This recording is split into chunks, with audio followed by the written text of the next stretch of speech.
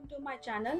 என் சேனல்ல எந்த video miss பண்ணாம பார்க்கணும்னா இந்த வீடியோக்கு கீழ இருக்க subscribe ரெட் கலர் பட்டனை கிளிக் பண்ணிடுங்க.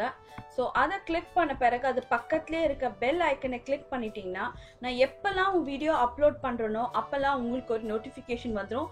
Hi bro, welcome to my channel. So இன்னைக்கு வந்து பாத்தீங்கன்னா ஸ்லீவை எப்படி பெர்ஃபெக்ட்டா ஜாயின் பண்றது தான் பார்க்க போறீங்க.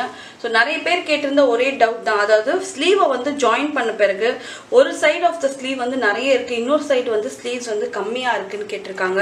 சோ ஒரு பக்கம் துணி நிறைய இருக்கவும் ஸ்லீவ் அட்டாச் பண்ணும்போது ஒரு பக்கம் துணி கம்மியா இருக்க காரணம் என்னன்னு பாத்தீங்கன்னா ஸ்லீவை பெர்ஃபெக்ட்டா ஜாயின் பண்ணணும். அதே மாதிரி ஸ்லீவை வெச்சு தைக்கிறது வந்து பெர்ஃபெக்ட்டா தைக்கணும். சோ இந்த ரெண்டு தப்பு நீங்க பண்ணும்போது ஒரு சைடு பாத்தீங்கன்னா ஸ்லீவ் அட்டாச் பண்ணி முடிச்ச பிறகு இங்க நிறைய துணி இருக்கும் ஒரு சைடுல பாத்தீங்கன்னா ஸ்லீவோட துணி ரொம்ப கம்மியா இருக்கும். சோ இப்போ அதை ஓவர் கம் பண்றது எப்படின்னு காட்டுறேன். சோ இது பாத்தீங்கன்னா இதோட ஸ்லீவ். ஸோ ஃபர்ஸ்ட் வந்து ஸ்லீவை வந்து நல்லா மடிச்சு இப்படி நல்லா ப்ரெஸ் பண்ணிடுங்க. அதாவது இந்த ஸ்லீவ் வந்து பாத்தீங்கன்னா சென்டர் கரெக்டா இருக்கணும். இந்த சென்டர்ல வந்து ஒரு சின்ன நாட்ச் போட்டுக்குங்க. ஓகே, அப்போ வந்து என்ன அர்த்தம்னா இதுதான் ஸ்லீவோட மிட் பாயிண்ட். ஓகே, இந்த நாட்ச் கரெக்டா இருக்கணும். இப்போ இதை எப்படி வந்து மெஷர் பண்ணி எப்படி வைக்கிறதுன்னு முதல்ல நான் காட்டுறேன். வந்து சுடிதாரோட ஃப்ரண்ட் பார்ட், இது வந்து சுடிதாரோட பேக் பார்ட். ஸோ ஃபர்ஸ்ட் இப்படி வந்து இதை விரிச்சிருங்க. ஸோ இதை வந்து ரெண்டு விதமா நீங்க வந்து வைக்கலாம். ஸோ நான் உங்களுக்கு இது ரெண்டு விதமும் நான் உங்களுக்கு சொல்லி தரேன். ஸோ ஃப்ரண்ட்டையும் பேக்கையும் இப்படி ஈவனாக வச்சுக்கோங்க.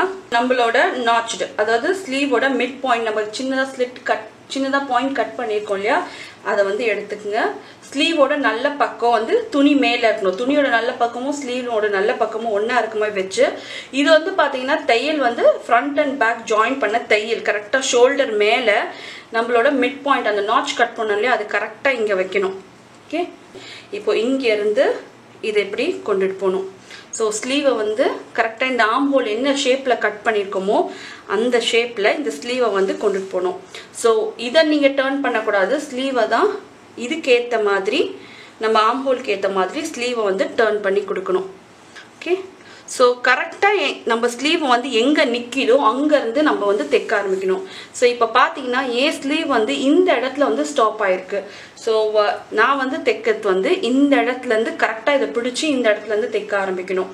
ஸோ நீங்கள் என்ன சில பேர் பண்ணுவீங்கன்னா ஜஸ்ட் ஒரு ஸ்லீவ் எடுத்து அப்படியே வச்சு நீங்கள் தைக்கும் போது கண்டிப்பாக ஸ்லீவ் கரெக்டாக வராது. ஒரு சைடு அதிகமாக இருக்கும், ஒரு சைடு கம்மியாக இருக்கும்.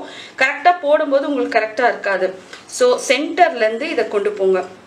ஸோ சென்டர்லேருந்து வச்சு இந்த மாதிரி இதை மெஷர் பண்ணிக்கிட்டே வந்து கரெக்டாக அது எந்த இடத்துல ஆம் ஹோலில் முடியுதோ அந்த இடத்துல நீங்கள் தைக்க ஆரம்பிக்கணும். பாருங்க, இப்போ இந்த இடத்துல எனக்கு முடியுதுன்னா இந்த அப்படியே பிடிச்சிக்குங்க.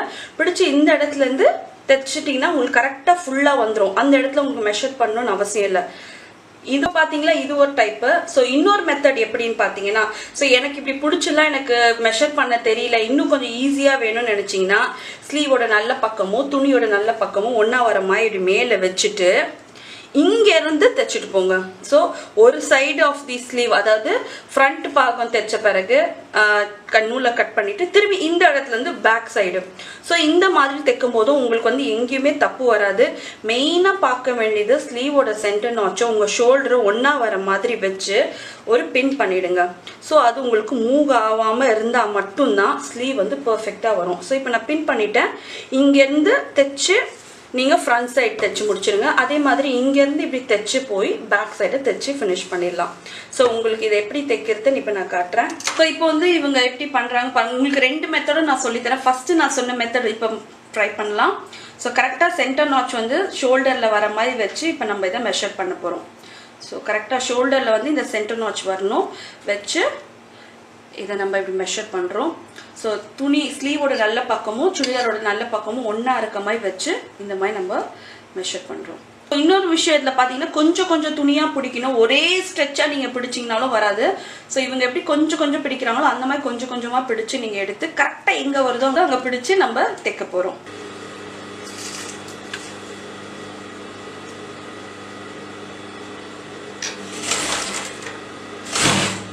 ஸோ தைக்கும் போது பார்த்தீங்கன்னா ஆம் ஹோலை எந்த விதத்துலையும் டேர்ன் பண்ணக்கூடாது.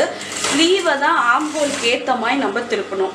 இது பார்த்தீங்கன்னா அது பாருங்க, இப்போ ஷோல்டரும் இந்த நாச்சும் ஒன்றா வர மாதிரி இருக்கணும். ஸோ இந்த மாதிரி தைக்கும்போது பர்ஃபெக்டாக உங்களுக்கு வரும், தப்பே வராது. இன்னும் ஒரு பாயிண்ட் என்னன்னா, ஸ்லீவோட ரா எட்ஜும் அதே மாதிரி ஆம் ஹோல் ரா எட்ஜும் ஒரே அளவில் இருக்கணும். ஸோ இப்போ பார்த்தீங்கன்னா இது ரெண்டுமே ஒரே சமமாக இருக்கணும். இந்த மாதிரி சமமாக இருந்தால் மட்டும்தான் வரும்.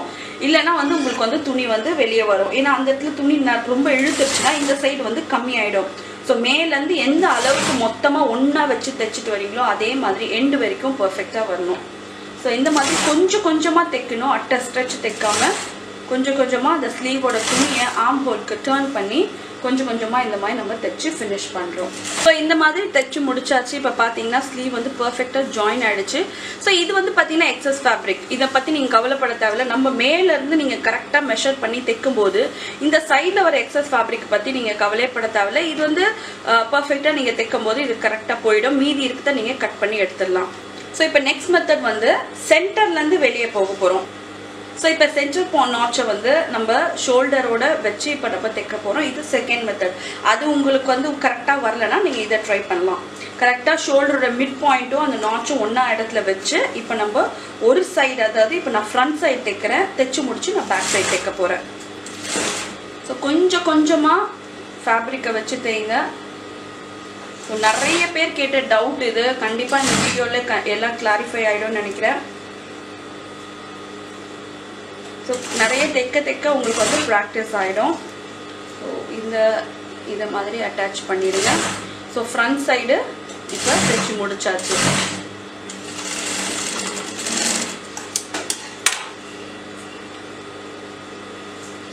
இப்போ இந்த இடத்துலேருந்து பேக் சைடு தைக்கிறோம்.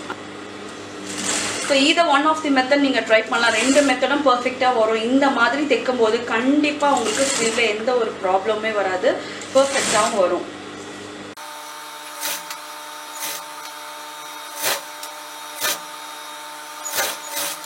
பண்ணும்போது ரெண்டு பர்ஃபெக்டாக ஜாயின் பண்ணி அர்த்தம். இப்போ இதை நம்ம வந்து தைச்சிட்டும் கட் பண்ணலாம், இல்லை கட் பண்ணிட்டும் நம்ம தைக்கலாம்.